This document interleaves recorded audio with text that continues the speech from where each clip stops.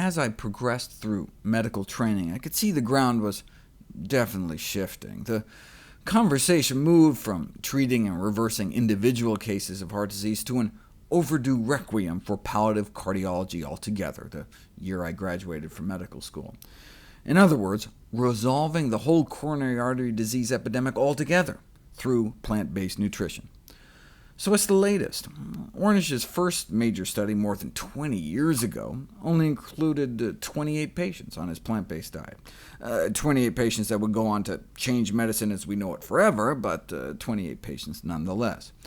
Since then, he's published studies involving the reversal of heart disease in thousands of patients, proving that it can not only work in hippie California, but in Nebraska as well. Now, Ornish's Just diet. It's a combo of a low-fat, whole foods, plant-based diet rich in fruits, vegetables, whole grains, beans, peas, lentils, and soy, along with moderate exercise, walking a few hours a week, and in addition to stress management. Now, other studies have focused exclusively on diet. For example, Neil Barnard's team recently published the first workplace intervention study, Geico Corporate Headquarters.